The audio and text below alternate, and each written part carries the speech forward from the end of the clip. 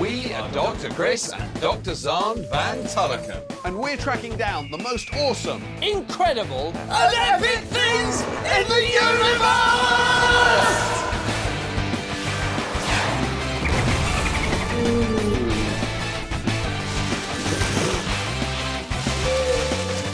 Come with us and discover unbelievable things That will blow your mind!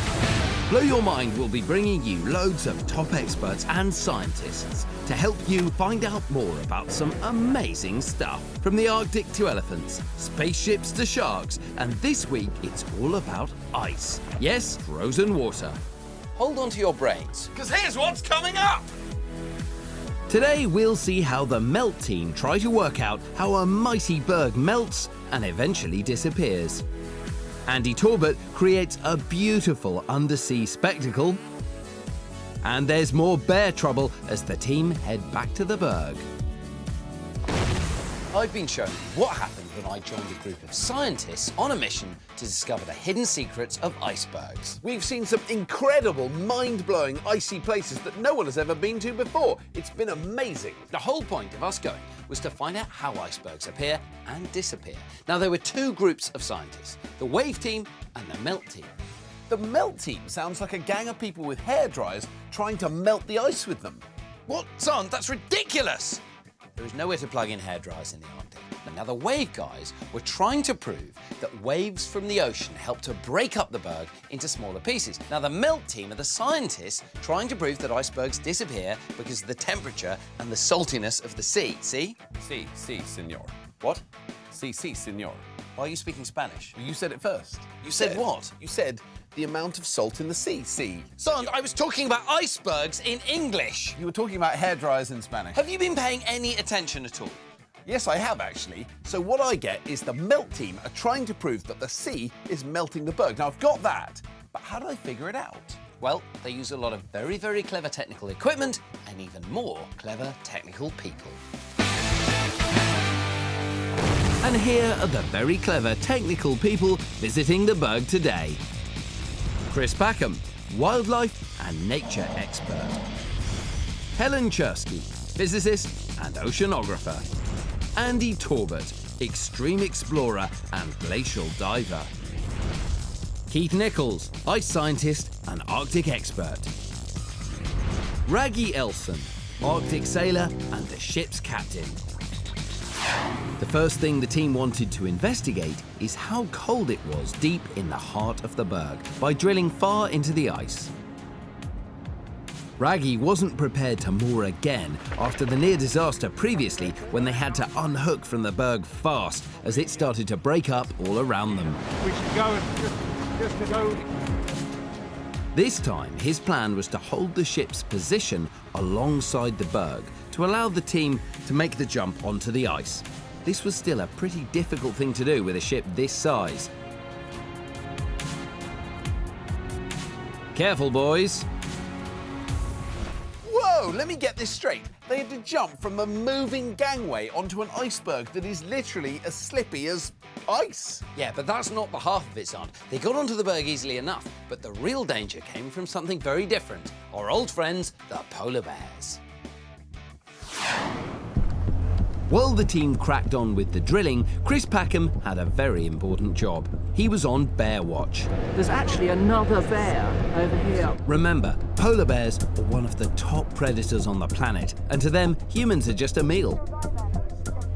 Throughout the team's time on the berg, polar bears have been a constant threat. Bears will stay on ice as long as possible. Right, okay, so it's miles away, we've got no problem. What's that there? That's a bear.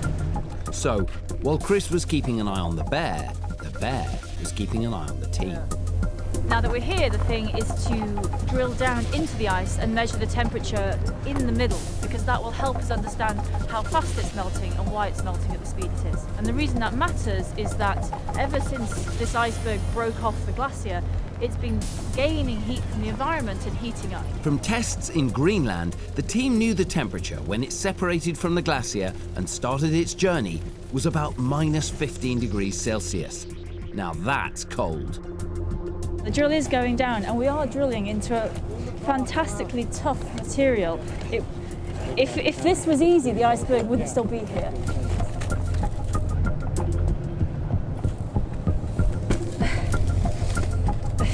When the core comes out, it's still holding on to the temperature it had when it was in the ice itself. Keith will now measure the temperature of this ice core, and that will give a good idea of the temperature within the ice. Well, temperature. Chris had noticed something with the bear. There. It wasn't just one bear that was hanging around. It was a mother with 2 cubs, which means 2 more mouths to feed. The likelihood is she'll take a look at us, because she's curious, and then lead them away. I mean, people aren't nice to bears. She doesn't want to expose her cubs, which are very valuable to her. So the likelihood of her coming close to us is pretty small. But the bears kept approaching. At 80 metres, they were too close for comfort. Yeah, it's coming towards us. Okay. They'd only managed to drill down 2 metres, but the bears helped them decide that that was enough. The group is gradually walking back to us. For Keith Nichols, this brush with the bears was a new experience. I'm not used to being interrupted by bears, actually. I mean, I have the odd irate penguin, but that's about it. Irate penguins I could probably handle, but hungry polar bears, completely terrifying. Hey Chris, what do you call an angry polar bear? I don't know, something like Polaris vulgaris, am I right? I wouldn't call it anything. I think you just got to run away as fast as possible. Sandy, your jokes are getting worse and worse. Anyway, let's have a look at the results they've gathered. The results from the melt team were in. The berg was around -6 Celsius, where they drilled 2 metres down. From this, they estimated that at its coldest point, it would be -13 degrees. The ice was just 2 degrees warmer than when it broke away from the glacier 2 years earlier, and they wanted to know why it was still so cold. The melt team suspected that the sea was what affected the berg's temperature most. It's difficult to get close to the side of the berg with a ship, but a good diver can get really close to the wall. Andy was taking a temperature measuring device called a CTD down the wall of the berg. It measured how cold or warm the water was around the berg, as well as its saltiness. Sea temperature and saltiness had never been recorded like this before. The results of this will help the scientists estimate how much the ice is melting due to its contact with the sea. I'm going to try and keep it as close to the edge as possible. This flat edge here.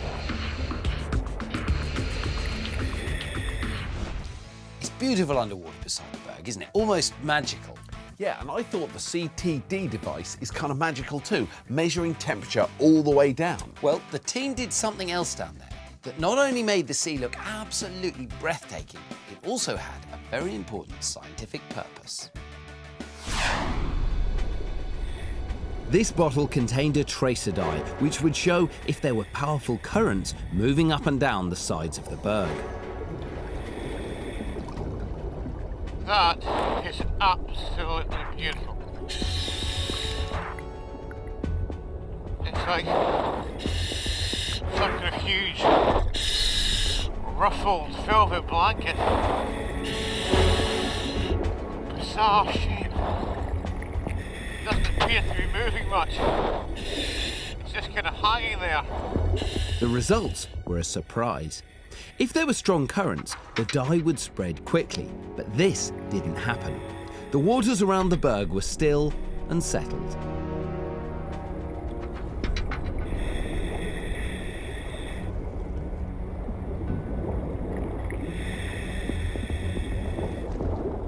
Appears to be very little water disturbance right at the ice edge.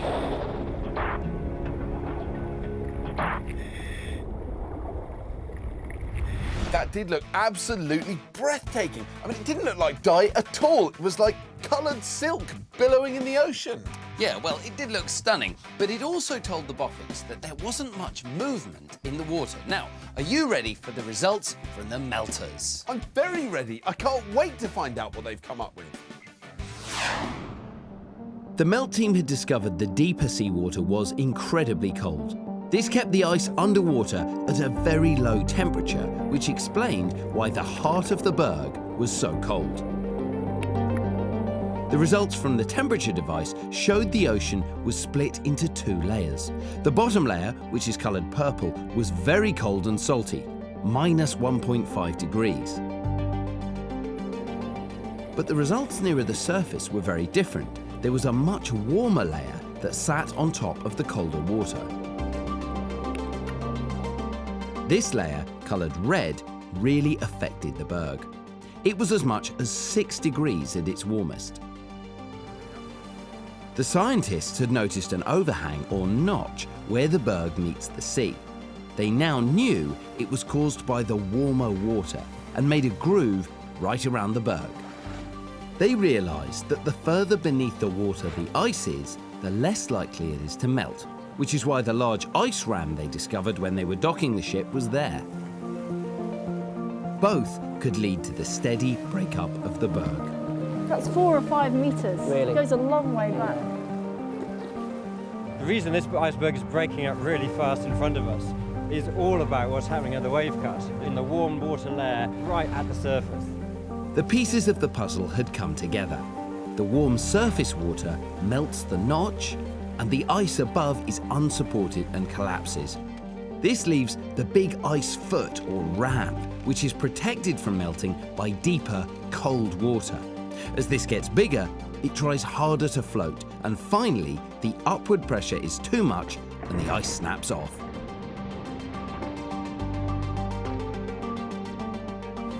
Only by seeing this happen for themselves could the team have worked this out. To the team, this was a completely new way icebergs could break up. Well, that was just amazing, both the results and those incredible pictures from under and above the ocean. This week has been absolutely fantastic, and now I feel like I know pretty much everything about how icebergs are born and ultimately die. I can't believe you were actually there.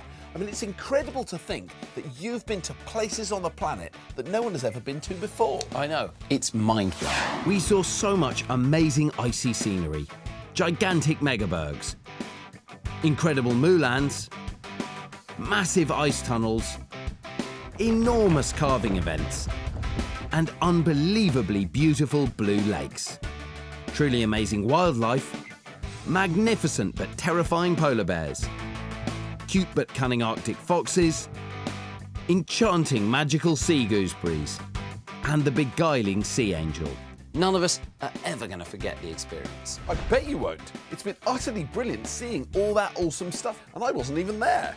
I've got one last question for you, Chris. Fire away, Zand. What's happened to the Petermann Berg since the team left? Where's it going, and where will it be when the last bit melts? Well, the scientists have been tracking it, and we know that at least part of it is still floating off the coast of Canada. Eventually, it will end up the size of an ice cube and disappear altogether, but we'll never know exactly where that happens. I'm afraid that's a lot about incredible icebergs, so look out for us next time, where we'll have discovered more things that will blow your minds.